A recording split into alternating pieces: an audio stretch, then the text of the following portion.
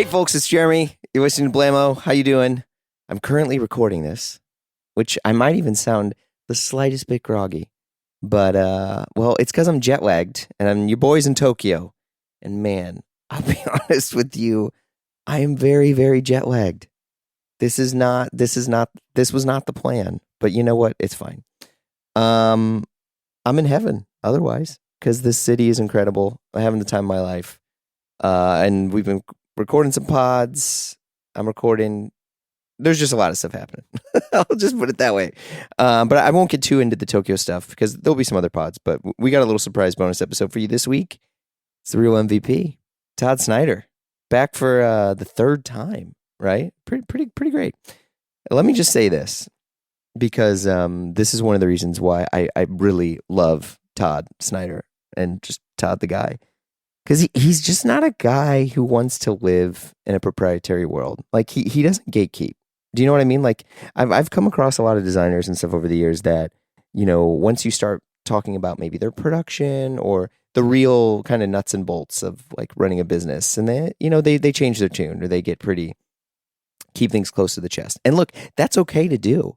But Todd does not do that. He's just as transparent as all get out. I mean, he's transparent about the ups and downs. I mean, and he's honestly just trying to make the industry better by communicating all of this. It's not a shtick. I mean, honestly, if it was, geez, I wouldn't air it. But like, he's a great dude. And I think the other thing that is really interesting to me and the stuff that he does is we kind of talk about how he went from being the brand that maybe he was a few years ago to constantly pushing to evolving. I mean, I'm sure you've seen this. Like, Todd Snyder's got like the fashion fits. It's great. So yeah, and we also talk about these wildly impressive collabs that he's done that even appeal to, you know, a jaded goober like your boy here. Specifically, the new Sperry collab, which you'll hear us chat about. But okay. You know, Todd and I, we chat about the recent Pitti Uomo shows, what keeps him up at night, how to do a collab right, working with Sperry, and the return of Big Fits. It's all in there. Here we go. How are you doing? I mean, it's cool to watch just like how much, you know, you've grown and progressed as a brand and everything. I mean, it's like Todd Snyder is not the side project and the experiment that you had kind of envisioned it. It's like you are a full-fledged juggernaut. Thank you. Yeah, it's been pretty incredible. I mean, since the first time you and I met, yeah, it was we were in my first store, and yep. You know, I didn't know if I would have more or not. I was just happy to have a store, and gosh, well, that was like 2017. So yeah, you know, 7 years later, here we are. Yeah, I mean, now you're doing runway shows. You're at Pitti. Yeah, that was cool, right? Yeah, that's insane. Yeah, I honestly, that was a long time coming. I'd always dreamt about being there. You know, I'd visited every year like you do, and you see all your friends, but you also see, you know, these, you know, amazing, you know, brands, and it was just incredible to be invited, first of all. And it was a dream come true for me. It really was. It was both super exciting, and it scared the heck out of me. Yeah, what made it so scary? Well, knowing that this was, you know, Pitti, and also it's a world stage. You know, you got everybody from Asia to Europe and to America, and it's the beginning of menswear. It's always been, you know, I think for us that follow menswear, it's always been the beginning. You know, women's is different, but the men's piece, the fact that they start in Florence, it's just so cool because it feels like a small town, and you see people on the streets, and, you know, you have aperitivos with friends, and it's just a great way to kick off a season, you know, because a lot of these, as you do, you follow, you know, you go to Milan, you go to Paris, blah, blah, blah. So I knew it was a moment, and I really needed to step up. Yeah. It was crazy. I mean, I will say, from a person who's kind of like been in and around and adjacent to you over the years, it's really cool to see the ascent more, because I think, at least for people in the US, I'm just going to say this as a guy in the US, it feels like it's like a member of the squad just jumped to varsity, you know, in the sense that, like, yes, I think people have loved and always admired you, but as you've really grown as a brand, I think it's great because there's a few other brands. I'm not here to name names or throw stones.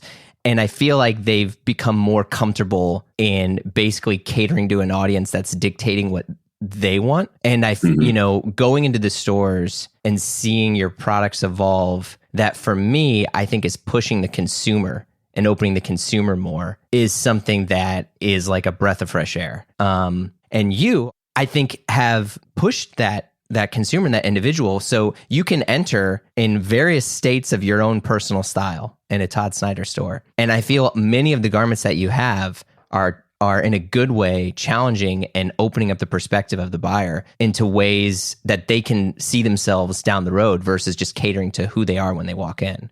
And I think it's a really, really, really rare thing that maybe only Ralph might have done once. I don't know, but I'm curious how you've built this this process or this journey for the consumer. Yeah, well, thank you for all that. That's pretty amazing coming from you, and I'm glad you've noticed, because it was interesting during the pandemic.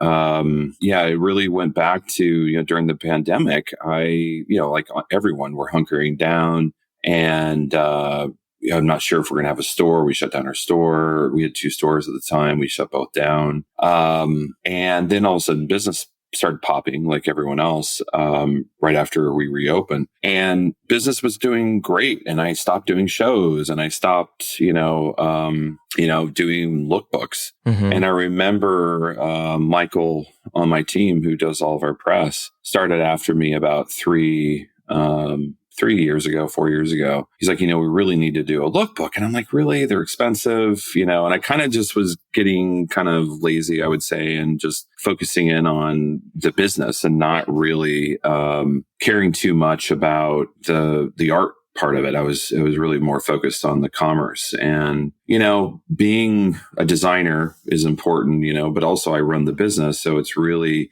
hard for me to always put on 2 hats, because you're like, to do a show is like $1 million, and it's a lot of money, and that's one show. Yeah. And, me, my pragmatic self sometimes takes over, and then I'm like, wait.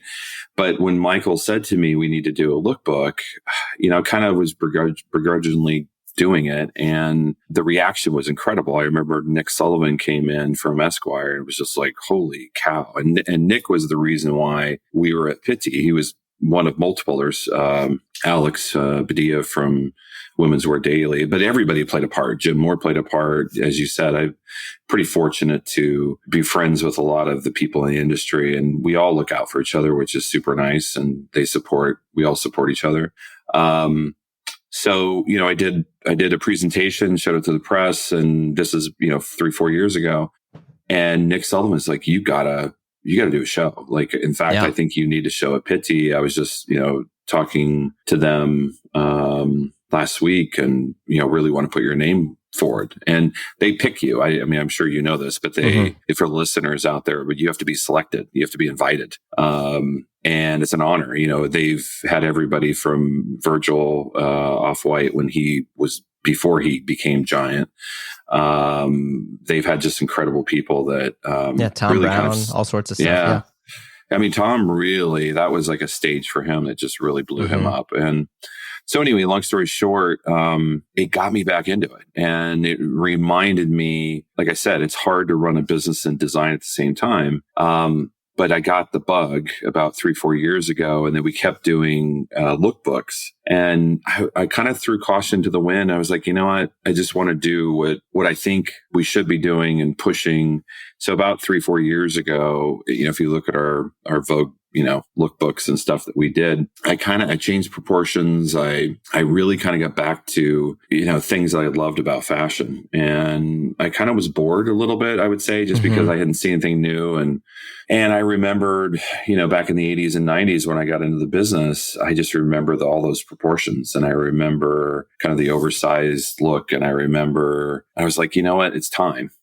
And I started going through vintage, and I started going through archives, and just like a boom, I had a spark and started leaning into that. After the 3-4 years, of doing that, I really kind of got the confidence back of like, I can do this. It's Yeah. important. And the show was kind of the pinnacle of it. The show was really, I mean, I probably never worked harder on a collection in my life. Mm. And I felt the pressure, as you could imagine, because you got to do something new, you got to do something grand. And being my first show in 4 or 5 years, I really wanted to get back to and really show, people what I can do. And I got into this business to be a designer, and that was the thing that I was reminded about in the last 2-3 years. But more importantly, in the show, I just like, you know what, I got to do what I think's right, and it got me back to working in the tailor shop back in the '90s, and back then it was all about relaxed, and I think that the thing that really cut through for me was really the drape and kind of how a garment sits on a guy. We've been so in the last probably decade, 2 decades, kind of focused on shrunken and tailored and more of that kind of slimmer suit. That has changed, and that's fast forward now. All of a sudden, 3 years later, it's more about the ease and kind of this. There's a balance between the fit and the drape of a garment that I kind of had forgotten about, to be honest, and it brought me back because I was able to fly to Italy and sit with the master tailors of these factories and dig through the archives and dig through things and talking about, I want an oversized, shoulder, but soft. I want it to be a longer silhouette. So it affects everything from the fabric to the shape of the garment to the button stance to everything. It was almost like a revisit of, kind of what I was doing in the '90s and what I loved about fashion in the '90s. And it just made sense. So for me, it's been very kind of a retrospective of my career and how I got into the business and why I got into the business. So it's just been amazing. I couldn't be happier. Just because I was able to put myself out there in the right way and do something that I was very proud of. It's probably, I wouldn't say probably, it is my best work, being self-critical, but to date that I've done. Yeah, I mean, I think it has a very good like trickle down effect too, in the sense that you're not resting on your laurels here. You're not like, hey, we're just going to double down on some sport and try to cater to this person because this demographic spends this much money, and it just becomes this kind of like mathematical sort of factory of like how to grow a brand that, in a sense, for me, as I'm a hypercritical person who's extremely passionate about the clothing brands I love, is like it becomes kind of like, yeah, like you were saying, like almost lazy. And, and what you've done now is, these different proportions that I would say are challenging, that are extremely aspirational, in the sense that for me, when I was younger, I would look at lookbooks to try to help inform my style, right? And I feel like it's been a long time since I looked at a new lookbook that I was like, okay, what are the things I can kind of take away from here? And it's been really, really good. And I think it's setting the tone for what, not just an American designer, but how a designer should continue to grow and evolve.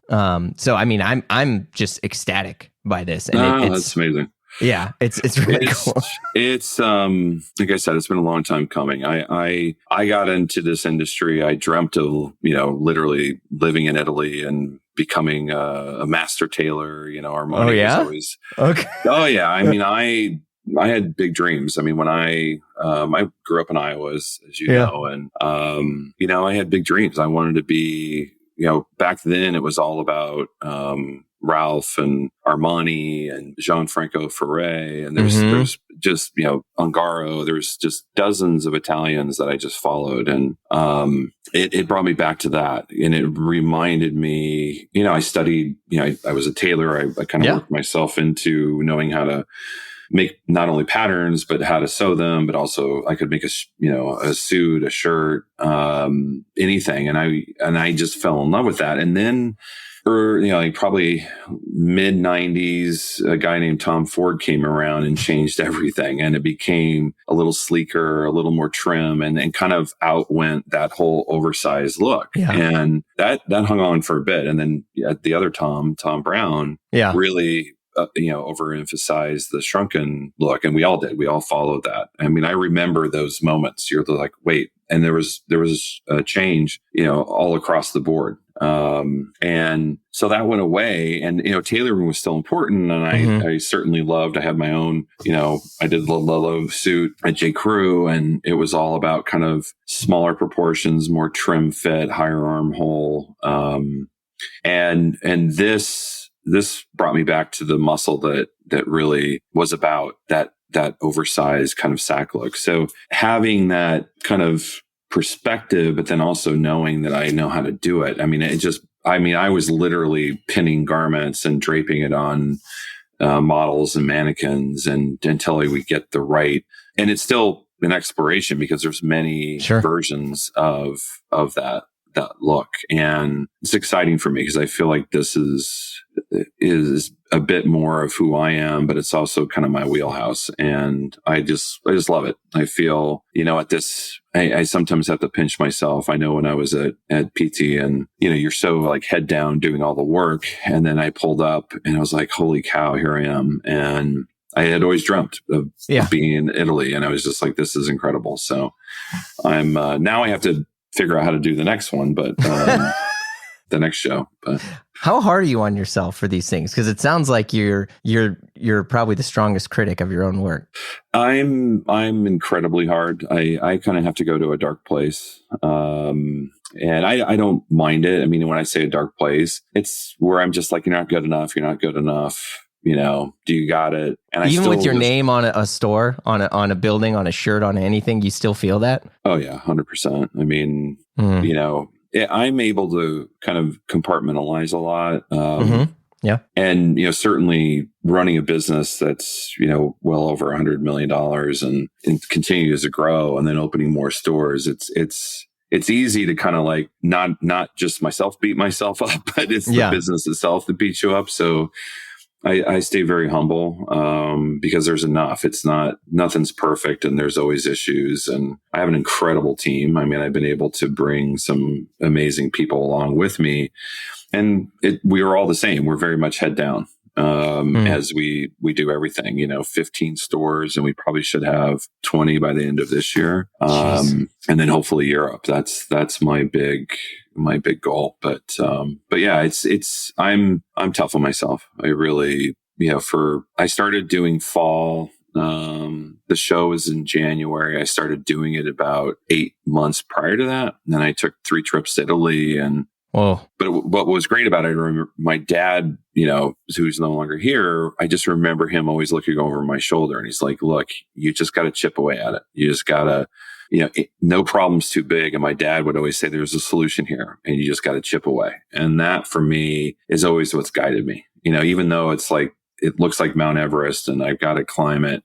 Just keep your head down and keep chipping away and you'll get there. And that's what got me through it. And literally a lot of it was really digging in with these other craftsmen that are even more talented than me. So I was meeting with these amazing mills that I, have been working with, but decided to really work with them and creating some unique fabrics. And that was the other thing that was, for me, a big exploration is because, menswear as you said, it gets pretty traditional and it's easy to fall into, let's do a worsted wool here and let's do a cashmere this. But I really wanted to play with all the barriers, whether it was, we have some things that were kind of rusticy and tweed, but I wanted to be super soft. So, we'd add cashmere to it. So I was sitting down with these weavers, these, second, third generation weavers and saying, this is what I'm looking for. I love the British tweeds, but I don't like how itchy they are. Cause there any way we can make it softer, but I still want that rugged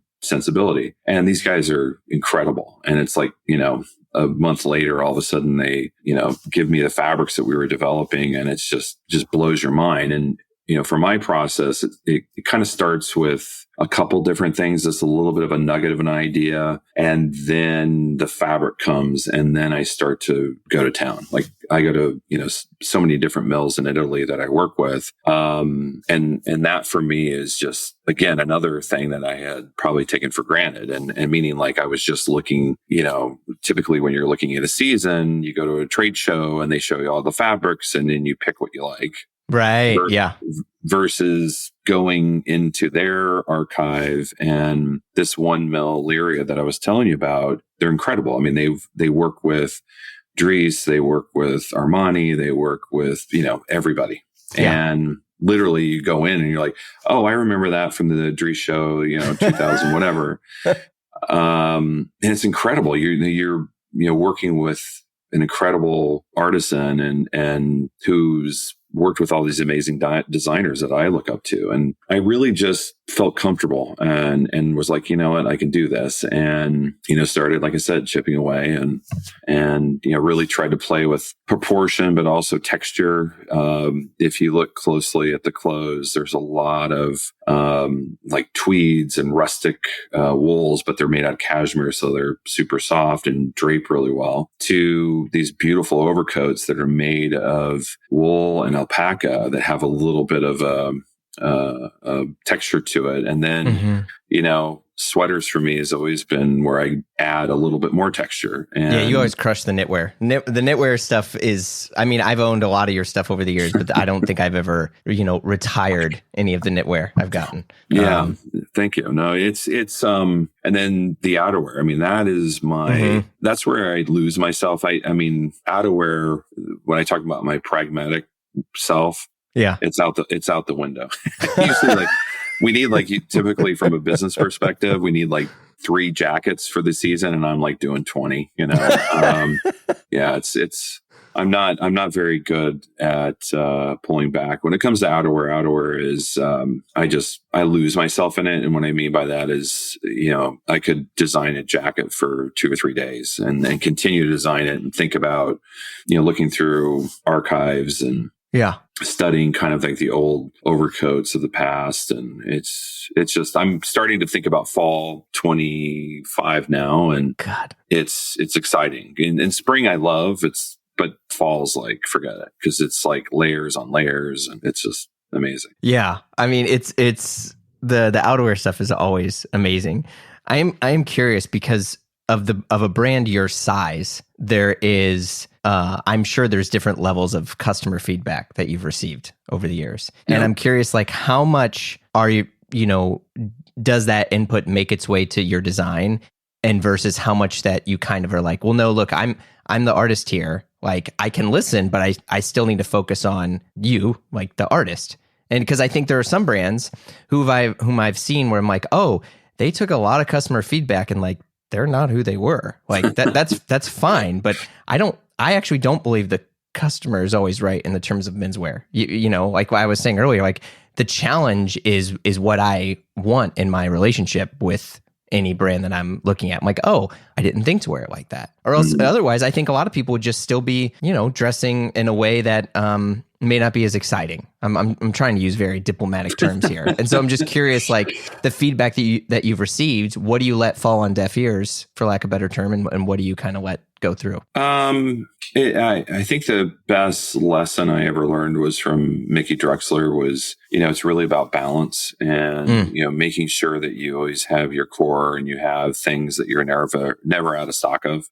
So as we start to, play with more of the fashion, we're not going to abandon what got us here. And what got us here was, great basics that are reinvented, that are luxury. The t-shirt I'm wearing right now is a made in LA t-shirt. It uses great collar, by the way. Yeah, it's very difficult to get a nice kind of good crisp, sticky collar that stays around your neck. Yeah. And it's little things like that customers appreciate. And it's the same way our cashmere, all of our cashmere, which is one of our biggest categories, and tailoring, we upped the quality there about 4 or 5 years ago.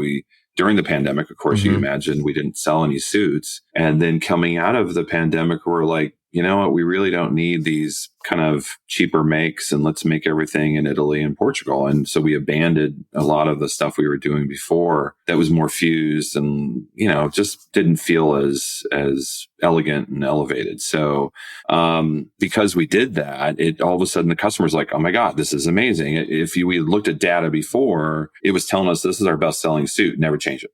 So those are the things that you're always trying to balance, make sure you don't throw, pardon the phrase, but throw the baby out with the bathwater. But Yeah.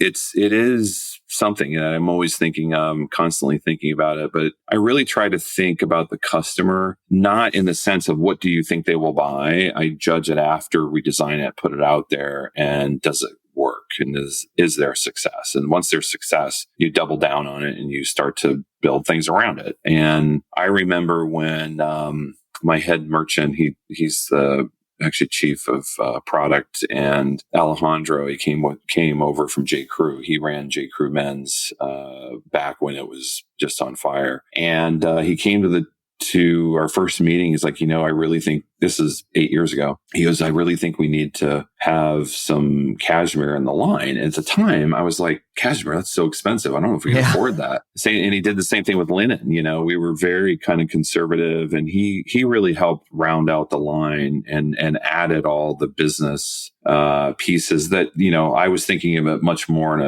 a very kind of elevated designer way. And he came with kind of this business lens and was like, okay, let's, and we didn't have any denim at the time. We had like one jean that was made in LA. It was like $500. It was, crazy expensive. And now all of a sudden we have denim is probably 20% of our line. And we use, Japanese and some of the best fabrics in the world. And I never thought that I needed that as a designer. You know what I mean? That was like very, it's just nice to be surrounded by people that understand the business and understand all the parts that you need to be able to support the art. And so that really allowed me to feel good about the business. And then it always allows me to explore, you don't have to change everything. And, as long as, 20%, we always 80-20 is kind of the number we always use. Like 80% of the assortment needs to be classic. And I think a lot of that came from Mickey. When I say classic, like what you sell every day. What is your top 20, top 30 styles that you sell every day? And for us, we call it our suede Dylan, which is a leather suede jacket. It's fantastic. Excellent fit. Made in Italy, great quality. And then we have a knit sport coat that's also made in Italy. That is a PK fabric that, stretches with you. And that is probably the top 5 styles. And then like our sweater polos, which has become a big category for us. Yeah. And I chuckle because I remember we did 1 or 2, and that's a good example of like when a trend comes, I'm like, okay, I'm off of that trend. and then you move through and all of a sudden you realize your customer's still there and like, no, we love this. And now it's become a signature for us. It's really, and I really owe that to my team because they're the ones like, no, there's something here, guys. We can't just get off this. And then we lean into it and we try to reinvent. And so there's always a constant push-pull between art and commerce. And again, that's what I learned a lot from Mickey, but also surrounding myself with people that understand the business side of things so we don't, go out of business, Yeah. I mean, I think that's key. I mean, I will say also, like, Todd, I'm so, almost flabbergasted by the transparency that you've always brought to any interview you've ever done. And I'm curious, and this is a great way, like, do you see yourself also as this kind of like role model for other brands to grow? Because I mean, even while we were talking, basically, I'll just say, like, you don't gatekeep stuff. You've mentioned mills, you've mentioned numbers, you've mentioned a lot of these things that other people I've interviewed in the past maybe mention, but then I get a text from them later saying like, hey, you can't have any of that in. And I think your candor makes people feel more connected to you than another brand. But you're also on the other side where, again, I'm like, man, like, Todd's on another level right now. Like, well, what's going on? But you're like, no, I mean, this was hard and we had to do this. And so I'm like, what is the North Star right here that you're just like, look, I don't mind sharing this info, or I don't mind, I don't know. It's probably definitely, it's from my Midwest, niceness thing. Yeah. Midwest nice. I'm in St. Louis. I'm a Missouri boy. I know you're guilty of it. For me, it's interesting because I was, I talked to a lot of people in the industry. I'm an open book, as you said. And I didn't think of myself this way, but I get a lot of emails and phone calls from members of the CFDA, and I talk a lot to students. I'm on the board of LIM College here in New York. And then I'm also very involved with Iowa State, where I graduated from, and we do a lot of internships with different universities, throughout.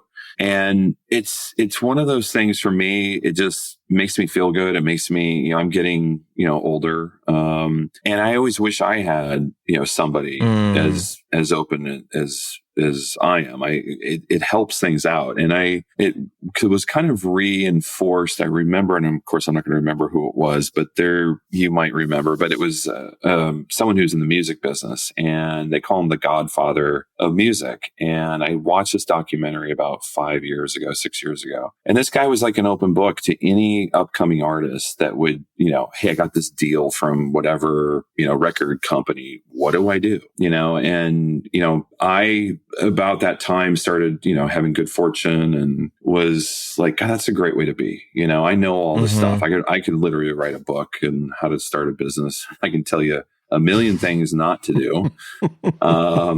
And, I think I've always kind of subscribed to, we all rise, and like a rising tide lifts all ships sort of thing. And it's very uncharacteristic of a fashion designer. I'm sure we all know this thing. It's usually the stuff people say privately is like, yeah, F that guy. And you're like, wow, okay. No, I've told people, I've told other designers, hey, and you can listen to, I did a podcast with Cutting Room Floor, and I think I pretty much gave every number every metric I had, but I don't mind. It's for me, I'm in a good place. Our business is doing great. There's no proprietary things that's going to affect me. And, I've, like, Billy Reed's a great example. He was somebody, and it's, a cool story. I remember, gosh, this is probably 15, 20 years ago. I was doing tailgate on the side and with my brother and stuff. And Billy Reed came into our booth at Project way back. I was like 15, maybe 16 years ago, came into our booth. He's like, I love your knits. We had a bunch of graphic t-shirts. He's like, would you guys ever make my knits? And I remember I wasn't at the show because I was still working at J. Crew. And my business partner, Steve King, called me and he goes, hey, Billy Reed wants to buy our stuff. I'm like, really? I'm like, okay. He wants to buy our, and this was under the Tailgate label. And I'm like, and then he goes, well, he'll pay our wholesale. And I'm like, okay, let's do it. And so we started selling t-shirts into him. I used to make graphics for him, and it was like, make cornbread, not war type of things. Yeah, I remember that. Yeah. And we made that t-shirt for him. And then it got to a point I started my own brand, and I remember he came to visit me in New York, and, he's like, knits is a really tough business for us. We don't have a lot of great resources. And I'm like, well, I'm starting my own line. I said, why don't you guys just work with my factory? Just work directly with them. I don't care. I want to interrupt and say no one would ever do this ever. For folks that are listening, you don't do this, but go ahead, continue. Yeah. So anyway, so he started, and so I got into fashion, or got into CFDAs. He helped me get into the CFDAs. It was, he was a mentor for me when I was, got into the Vogue Fashion Fund. So he was a mentor to me, to like, this is what you need to do. This is what you need to do for your presentation. And you need to do a book, a portfolio, whatever, to show them. And he was really helpful. And, he probably would have done that anyway, but, he helped me out. And, even as early as a couple of years ago, I worked with Linda Gaunt, for my PR and communications. And Linda called me up. She goes, hey, Billy's looking for a new PR firm. Is it okay we work with them? And I'm like, absolutely. I'd love to have them on board, because, at the time I was probably their only menswear brand.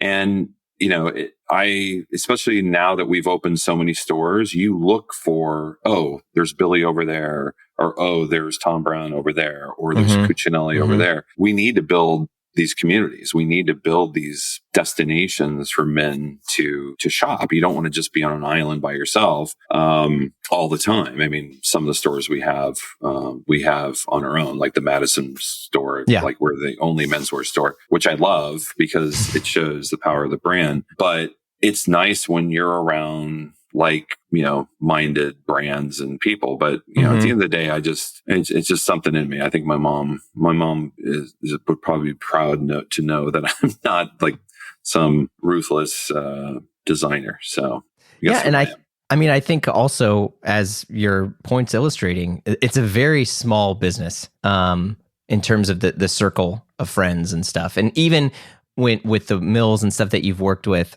and I'll say this for listeners, I know a few brands who have gone to mills and have been like, I want to design this stuff, or I want to do it. And a lot of times, even if they have the knowledge, those mills aren't that excited to work with them because there's not, they're concerned about the longevity of that brand.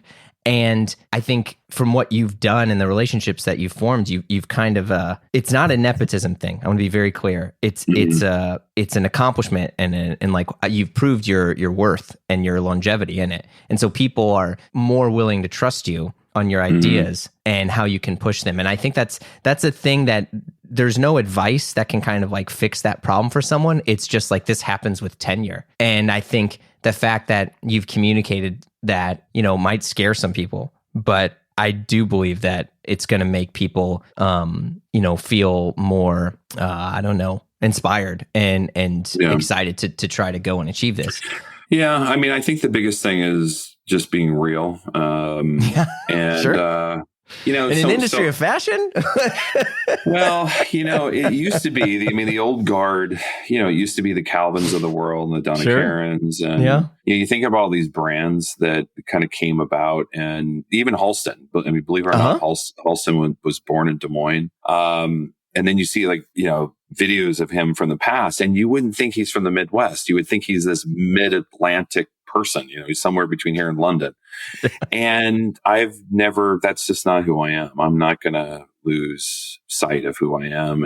And but at the same time, I really, I'm always trying to push. I'm always trying to push the limits of, I want our customers to feel, okay, I can wear this. And they may not think of themselves as the coolest guys, but they know that, I'm going to try that double-breasted, that double-breasted jacket.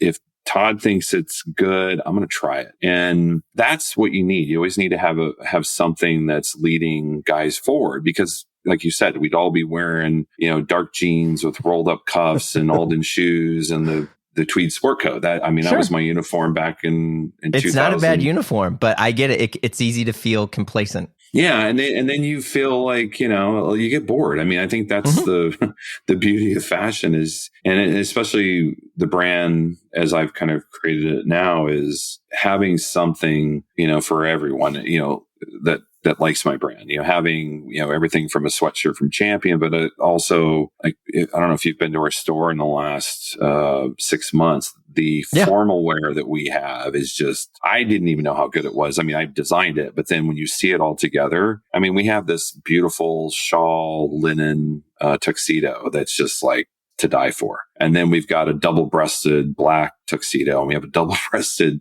white tuxedo jacket. And then we have a seersucker. We have this beautiful seersucker tuxedo that's peak lapel. And having those kinds of things that you don't typically find in men's stores, it says a lot. It also gives the customer a lot of options, and they're all very wearable. And I think it's just giving customers things that they're not quite expecting. Yeah. The sense of discovery, I think, is such a huge part of fashion that we don't talk enough about it. Meaning, you think about it's kind of like a great restaurant. There's no advertising for restaurants, right? There's no go eat at French Ed. Go eat at French Ed, the best burger you'll ever have. It's never that way. It's all word of mouth, and it's all this discovery, and you feel like that's my restaurant. I love One White Street. It's my favorite restaurant. And I love, all of us talk about, have you been to this place? Have you been to this place? And you'll get reviews and stuff like that. And that certainly guides people. And so do Michelin stars and all that. But some of the best things that I think people love is when they discover a restaurant, or they discover a band, or they discover a book that they may have heard it through a friend, but those end up becoming your favorite things. And it's the same way in buying clothes. It's, people that really follow menswear and that are into it. When you find these nuggets, it's it's incredible. And there's so many amazing things right now happening in menswear that it's exciting, between like the Jay Muellers and the P. Johnsons and all these younger guys that are getting into tailoring. It's just like, it's exciting because it reminds me of me when I was 20 something, 30 something. And they just love clothes and they love dressing well and they do a great job. But, there's just so much out there that right now for me, it's exciting to see these guys come up and, I want them to be successful. So, I don't mind sharing, I don't give them all my playbook, but I'll give them. No, well, that's smart, but yeah, I think, because the other thing too, that you've done really well is like you're more or less, whether people say it or not, like you're the godfather of the collab, right? And I think, from early J. Crew stuff to what you've done now, like the Sperry stuff that's happening. And I am curious because some companies might say, don't collab, just copy.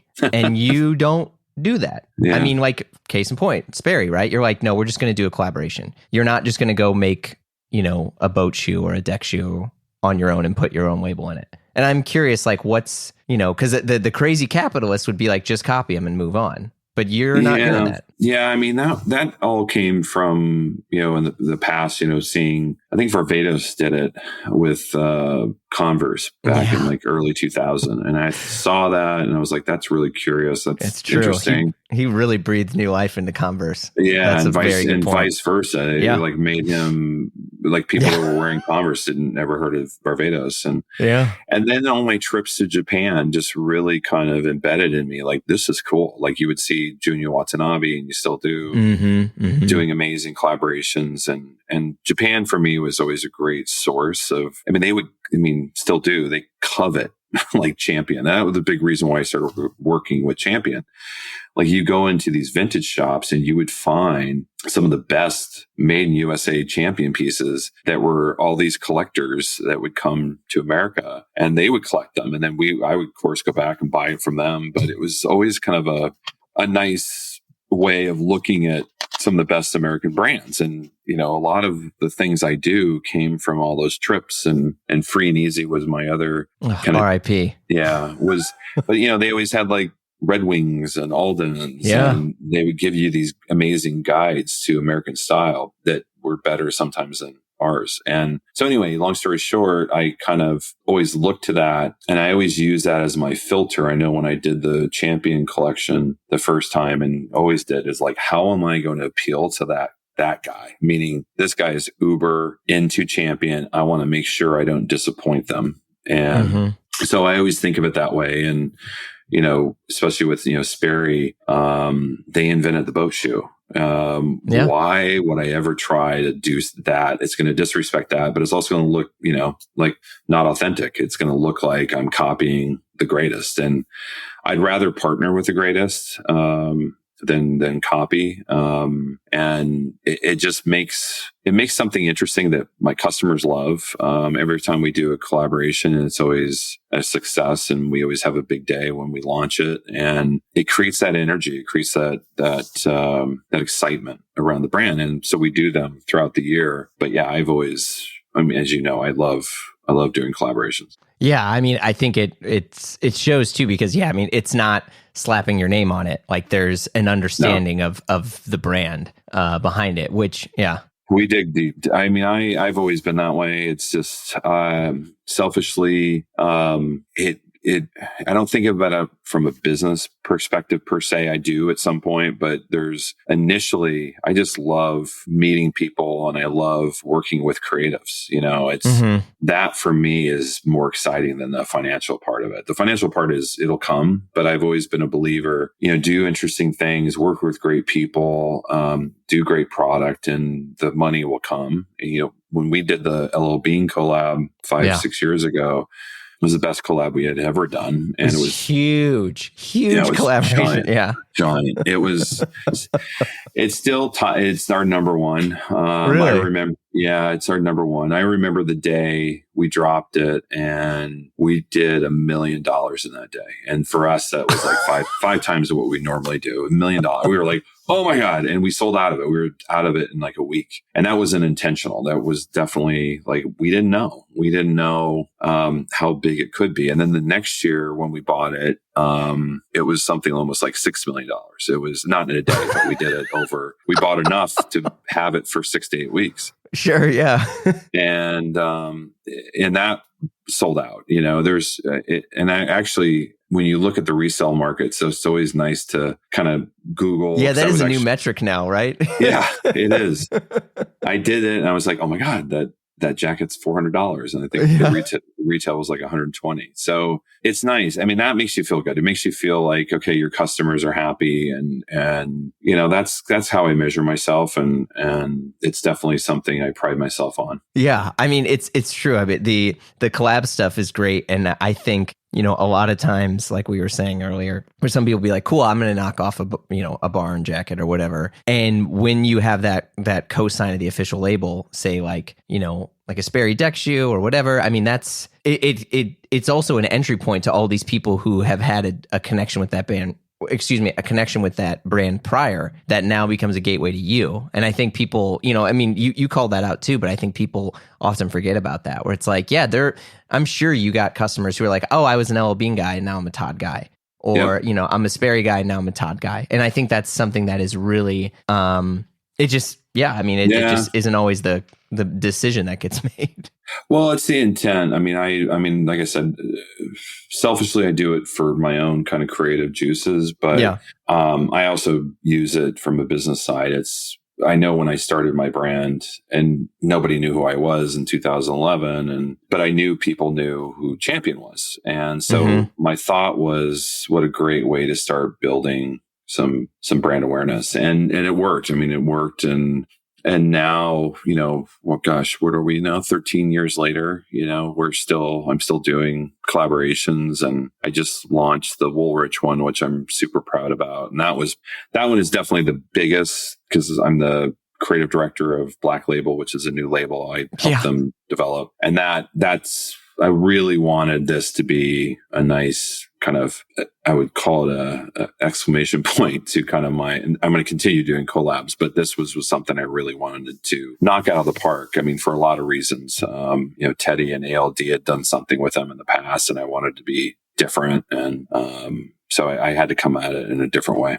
Yeah. I mean, a lot of the collabs, from Sperry to LL Bean and whatever, they're also very distinctive American brands. And I'm like almost air quoting that. I mean, you're not collaborating with these, with a brand that doesn't make sense. And I'm sure you've had the opportunity in your inbox, where someone's been like, hey, why don't you collab with us? But why is it that you basically, you kind of continue to enforce this American style?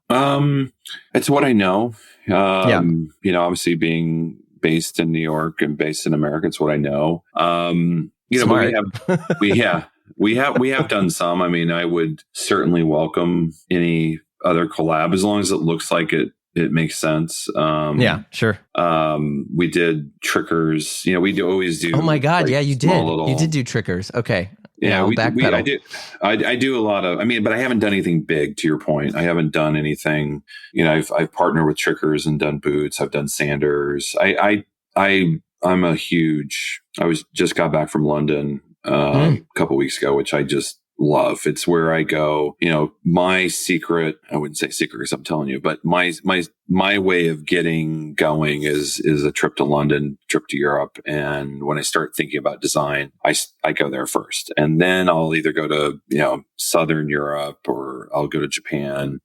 Travel for me is how I start the juices and I start thinking about it. So as I do that, we discover amazing brands, or we're at trade shows, what have you.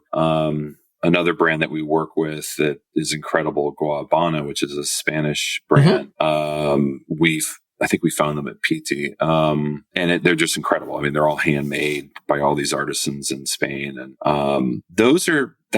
I just love it. And so I have worked with others.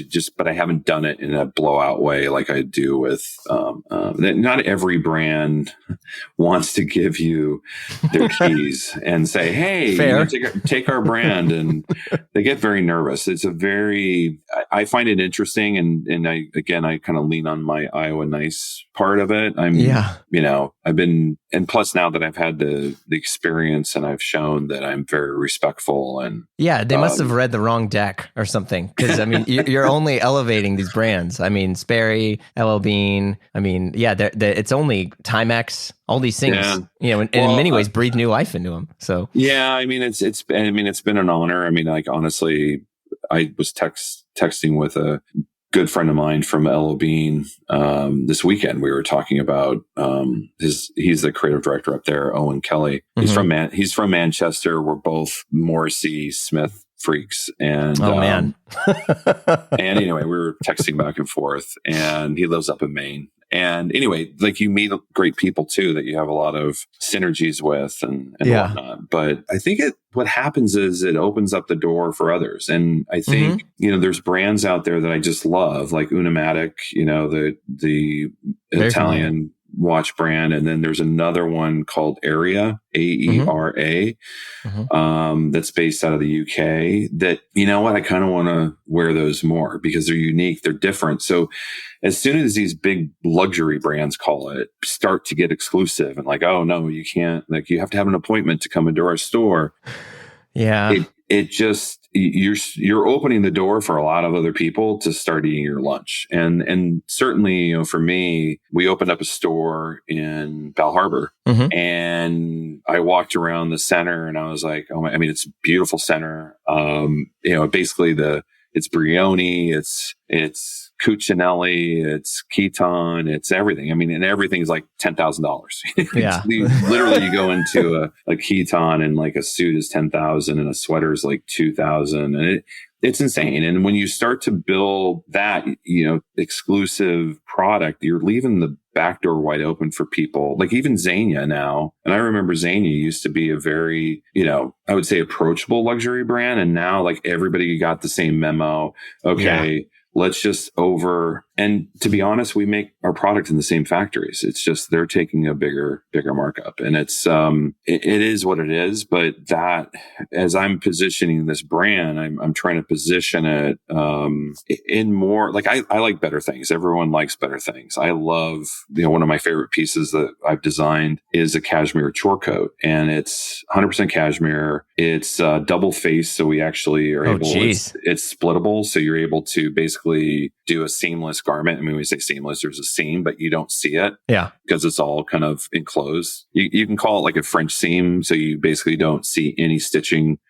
It's very clean. Anyway, it's probably $1,800. Yeah. And it's been one of our better selling luxury items. So that's really an interesting experiment as you kind of start to test the limits of like what your customers will go. But I mean, all this stuff feels like it's nicer than what it costs. The case in point, those double knee, what was it, like a chamois type or like a moleskin trouser you did? Yeah. That felt much more premium than what it was, and that's no shots. They're excellent. We use a Sandrio fabric. It's made in Asia, but we use a Sandrio fabric, which is made in Italy. I always try to put as much as I can into a garment. I'm always playing around. Like I said, everything can't be super expensive, but it can't just be super basic. And now, as I start to look around, I'm starting to feel like there are starting to be a lot of, copycatters of us, which is, a compliment. But at the same time, I've got to stay ahead. And so I intentionally, about 2 or 3 years ago, and part of it was because we opened up a store in Bal Harbour, and then we have a store in East Hampton, and we have a store in Manhasset here in New York and Long Island, and we're surrounded by luxury. And I'm like, Purple Label Todd Snyder is coming onto the scene. Yeah. But you need that. You need the balance. I agree. You need things. And I still remember Mickey, again, I use a lot of his teachings, I would say. He always talked about the assortment. Very similarly, he would always use Mercedes-Benz. He's the one who coined good, better, best. And he said, if you go to Mercedes, they'll have the tippy top Maybach, whatever, or the G-Wagon, whatever. Most people are probably going to buy the sedan, but you have something there that there's always something to aspire to. And there's always something that the guy may say, you know what? I would love to get that cashmere chore. It's $1,800, but I'm going to get the cotton one in the meantime. And then hopefully I get something for my birthday or whatever. Those are the things. And I kind of have always used that as my filter. And, Ralph was always great at that too, and still great at that. As far as you mentioned, Purple Label, he would always have that carrot for you to aspire to. But you might end up just buying the polo, and it's that kind of thinking that I've kind of applied to what I do. Yeah. And I think all of that stuff too, even if, we're talking kind of like sub brands here in the sense they all work together. And I think that's a big thing where it's like that cashmere chore is going to fit in with the other stuff. It's not like, oh, you're wearing, I'm making this up now, a premium product. You need premium, no, it all fits in the Todd Snyder world and the TS universe. So yeah. I mean, and that has always, and thank you for that. I mean, that's always been the intent. And I can't take yourself too seriously, but at the same time, there are people that are very, there's always going to be the guy that goes to a restaurant and won't even look at the line list and just, the wine list and just buy the most expensive and say, I want that. Yeah. And there's going to be the guy who's going to study it and he's going to look at it and he's going to look for something. And again, this is another Mickeyism.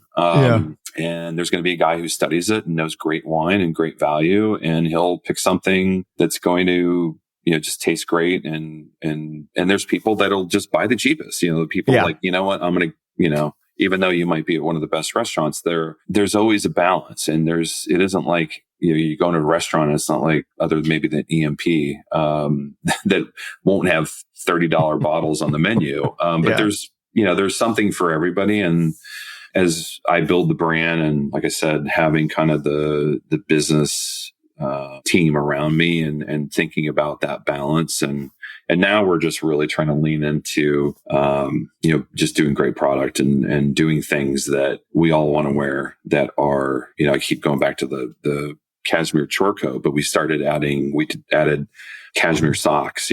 Cashmere for us does incredibly well. It's probably top 5 in our kind of category. I mean, it encompasses a lot because we do everything from a cashmere suit to a cashmere overcoat to cashmere sweatshirts. We have a jogging suit made of cashmere. Oh, wow. Yeah, it's just really, our customer likes cashmere and they're not afraid to pay for it.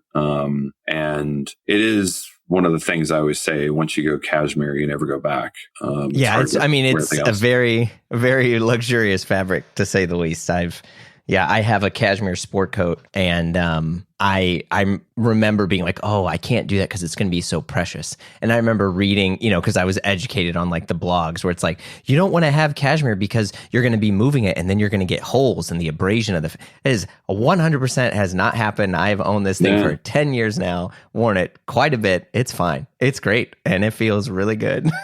Yeah. I mean, and why not? I mean, at the end of the day, it's like, you want something that just feels great. And, cashmere, it's not itchy. It's, there's something really special about it. I still remember that day. Like I told you the story, like my merchant Alejandro saying, we should carry cashmere. And I was like, in sampling, cashmere is like 200 a pound, a kilo, 200 a kilo, which is basically a cone, which makes about 2 sweaters. And, when you sample it, it's expensive sample. I mean, you're paying a lot for it. So when I started doing it and our customers started loving it, we created this, item that's one of our best selling items is a cashmere t-shirt. It's just a lightweight, super lightweight cashmere. You can wear it kind of with or without a t-shirt, or you can wear it under a suit, or you can wear it on its own to the beach or what have you. It's just a great layering piece and it's not too heavy. It's like a 12 gauge. And then we added a polo out of it. And then we added a short sleeve out of it. And guys just wear it as, everyday wear. And we have this term called everyday luxury. And we always want to have things that guys are reaching for that is like, okay, wow. Whether it's a jean that uses Japanese selvage, or whether it's a trench coat that uses a bonded material so it's waterproof but still isn't like stiff like a board. So yeah, I've always tried to take those classic items in menswear and like, how do I make a luxury version of it? And our selvage chino is a good example. It's Japanese selvage. It's a wider leg, just kind of button fly chino, relaxed leg. And, guys love it because it's a good classic fit. Yeah. Yeah. And it's, I've always looked at menswear and especially my own wardrobe as an investment. The things I buy and most of the things I design I design them with the intent. You might have them for 5 years. You might have them for 10. I still have stuff that I designed 13 years ago that are my favorite things to grab, so. Yeah. It helps. I think especially with menswear where like people don't evolve that much. Yes, there is a bit, but in a way, kind of like when we were talking about at the beginning, like if you don't have a brand or something that's kind of pushing you, you kind of stay in your zone. I mean, I have pants, sport coats of stuff that I have for 10 years, but because it was such like a classic aesthetic, it just, it fits and it stays. And then usually I'm just the overcoat person. In my office, there's a closet that is full, and upstairs in our bedroom is a closet that is full on my side as well as half of my wife's side. And then we have a coat closet, and that is also full. So yeah, you're like me. I've gotten to a point where overcoats, especially living in New York, is you need like a coat for every day is different. Like last week it was 70 degrees and then boom, it turned to 50 and then it gets rainy and it's cold. Yep. And then, so I've got I pretty much have designed a coat for every one of those and I have each one of them, but I look at outerwear as like a statement piece. It's the one thing. And especially right now, the overcoat is king. The overcoat is kind of, whether it's a trench or whether it's a wool, it is especially these piece. Longer ones, right? Yeah. It's everyone's getting long coats. Yeah. And it's funny because I was like, I'm not getting any coats, but I'm going to Japan Friday. And I was like, I think I might try to make a few appointments and get some coats.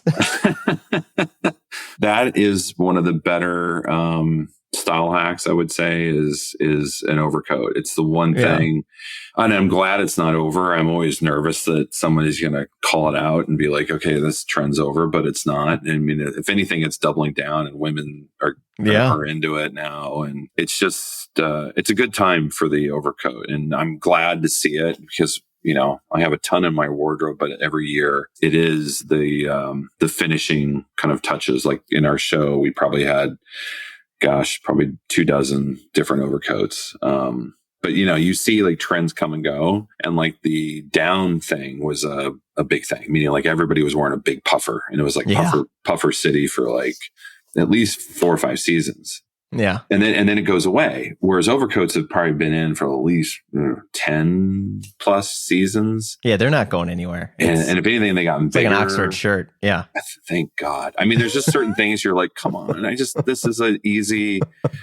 And the good news is like everybody has their own version of it. I love it how guys style it with, sneakers and like a tracksuit or something. And I like how girls style it. You see some girls wearing, shorts or longer shorts with it. It's a neat thing and it's universal. So I'm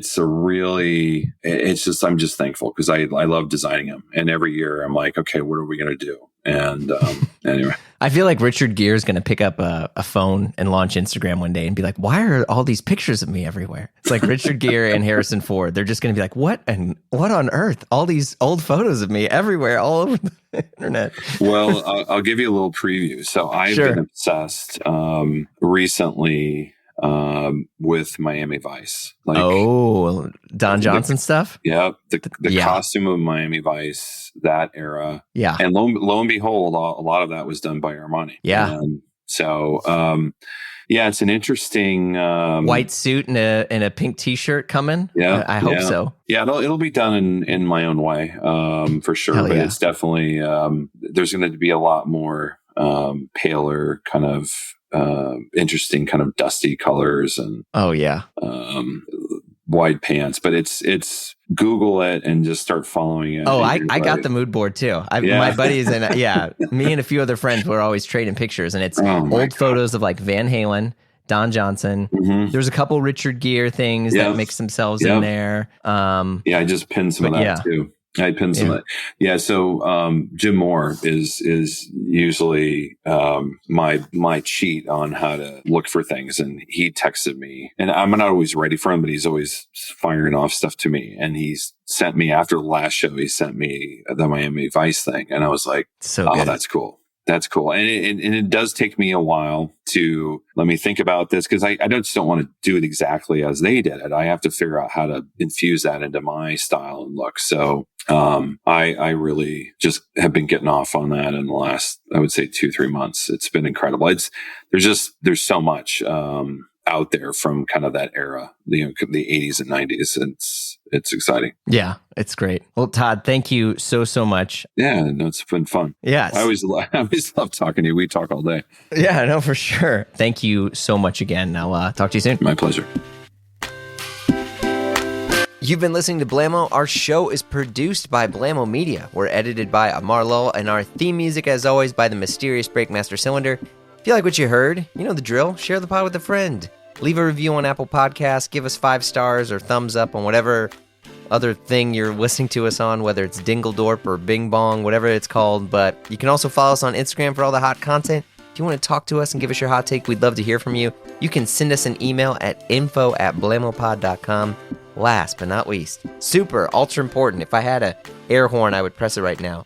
You got to come and join us over on Patreon, because the fun never stops over there. Look, the live show, the free show, whatever you want to call this, we take breaks here and there, but Patreon, it never stops. And we also got exclusive shows like Die Workwear, hosted by Derek Guy and Peter Zotolo, and the Triple J Show, hosted by yours truly with John Moy and Gene DeLeon. There's just a ton of stuff over there. So check it out at patreon.com/Blamo. If not, no worries. We got hundreds and hundreds of free episodes in the feed, and more to come. So we will see you all soon.